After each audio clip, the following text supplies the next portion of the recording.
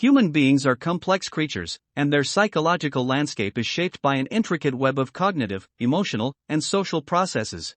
Among these processes, defense mechanisms play a pivotal role in helping individuals manage emotional discomfort, stress, and interpersonal conflict.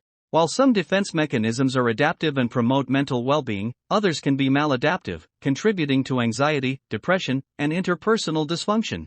In this video, we will explore the nature of normal negative psychological defenses, those that are instinctive, unconscious, and often protective in nature, alongside their potential impact on mental health. Welcome to Colorful Show. Today we will talk about the hidden mechanisms, how negative psychological defenses shape our minds. Chapter 1. Defining defense mechanisms. In the field of psychology, defense mechanisms are unconscious mental processes that help an individual cope with anxiety, conflict, or internal stressors by distorting or altering reality. Sigmund Freud, the father of psychoanalysis, introduced the concept of defense mechanisms in his early theories of the psyche. Freud believed these mechanisms arise from our unconscious desires and are used by the ego to manage the demands of our instincts, moral values, and the outside world.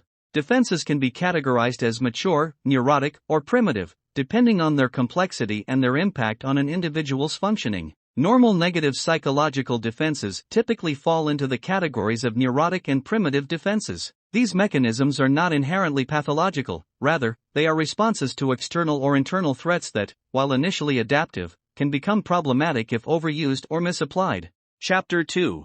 Common negative psychological defense mechanisms. There are several well-known negative defense mechanisms that individuals deploy, either consciously or unconsciously, to protect themselves from emotional pain or psychological distress. Some of the most commonly encountered ones are: Number 1. Repression. Repression involves the unconscious blocking of distressing thoughts, memories, or desires from conscious awareness.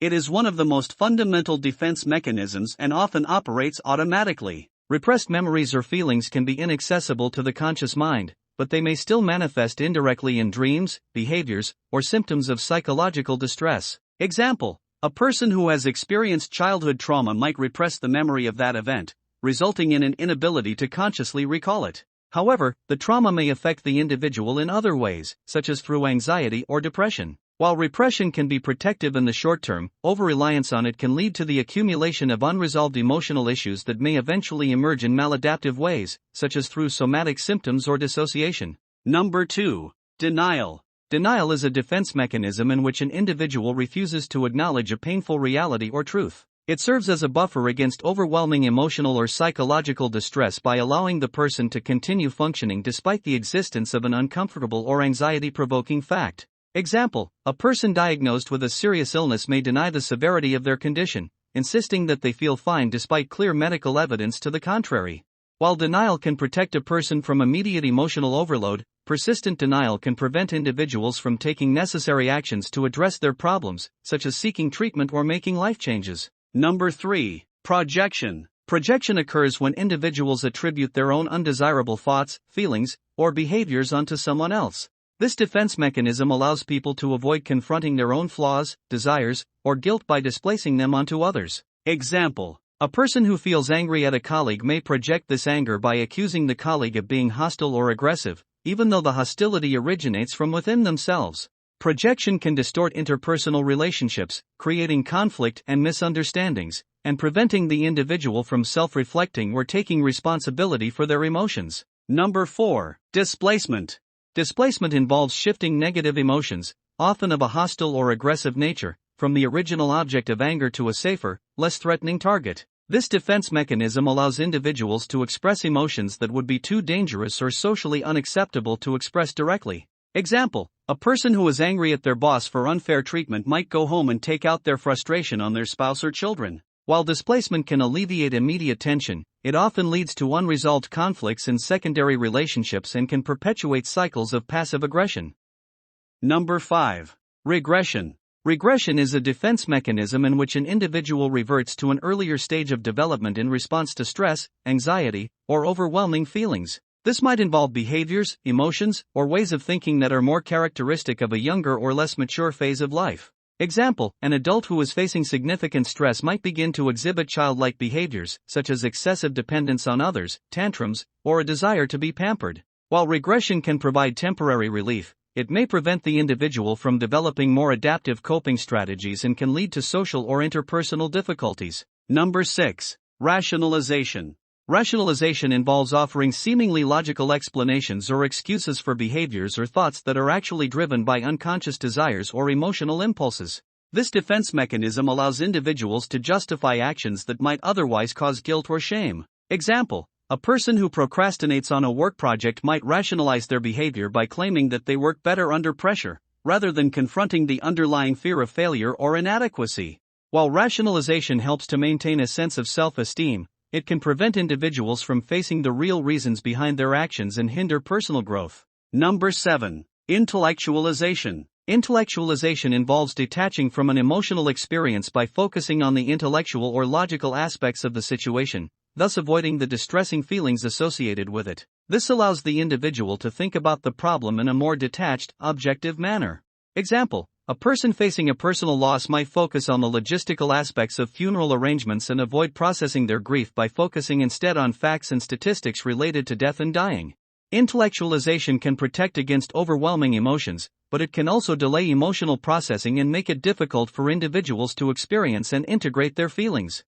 Chapter 3. The adaptive role of negative defense mechanisms. While many of the defense mechanisms discussed above are labeled as negative due to their potential for distorting reality or obstructing personal growth, they are not inherently pathological. In fact, they serve adaptive purposes in certain contexts. Number 1. Emotional regulation. Defense mechanisms like repression, denial, and displacement can help individuals manage intense emotions during times of crisis or when confronted with immediate threats. In some cases, these defenses provide temporary emotional relief, allowing a person to function more effectively in their environment. Number 2. Cognitive protection. Mechanisms such as rationalization and intellectualization allow individuals to maintain a sense of cognitive coherence and protect their self-esteem. They create psychological buffers that can reduce the impact of self-blame or guilt, especially in situations where the individual feels helpless or powerless. Number 3. Stress reduction. Regressive behaviors or projection might offer short-term relief from overwhelming feelings, providing a way for individuals to cope with situations that feel beyond their control. These defenses can reduce emotional overload and help people maintain a sense of psychological equilibrium. Chapter 4. When negative defense mechanisms become problematic. While these defense mechanisms may initially be adaptive, they can become problematic when they are overused, rigidly applied, or interfere with an individual's ability to develop healthier coping strategies. When this happens, defense mechanisms can lead to: Number 1. Chronic psychological distress. Long-term reliance on defenses such as repression or denial can result in the avoidance of emotional processing, leading to symptoms like anxiety, depression, or somatic disorders. Number 2. Interpersonal strain. Defenses like projection, displacement, and rationalization can distort interpersonal relationships, creating conflict and misunderstandings. Over time, these defenses can erode trust and intimacy in relationships. Number 3. Emotional dysregulation. Individuals who rely on intellectualization or rationalization may struggle to process their emotions fully, leading to emotional numbness or difficulty in understanding and expressing their feelings. Chapter 5. Healthy integration of defense mechanisms. The key to maintaining psychological health is not the complete avoidance of defense mechanisms, but rather the ability to use them in a flexible, context-appropriate way. Overcoming maladaptive defense strategies involves increasing self-awareness, engaging in reflective practices, and learning to tolerate emotional discomfort in healthier ways. Psychotherapy, especially psychoanalytic and psychodynamic approaches, can be an effective means of exploring the defense mechanisms individuals use. By becoming more aware of these unconscious processes, individuals can work toward understanding their underlying emotional needs and developing more adaptive ways to cope with stress and anxiety. Chapter 6. Conclusion. Normal negative psychological defenses are a fundamental aspect of human psychology. They represent unconscious strategies that help individuals navigate the complexities of life and manage emotional discomfort. While they can be adaptive in the short term, over-reliance on these defenses can impede personal growth and hinder emotional well-being. Understanding and addressing these mechanisms can pave the way for healthier coping strategies and a deeper engagement with one's emotions and relationships. Ultimately, cultivating emotional intelligence and self-awareness allows for a more integrated approach to dealing with life's challenges, fostering resilience and mental health. If you find that these defense mechanisms are interfering with your daily life, relationships, or overall well-being, it may be helpful to consult a mental health professional for guidance and support. I hope you enjoyed watching. Don't forget to like and subscribe, and have a nice day.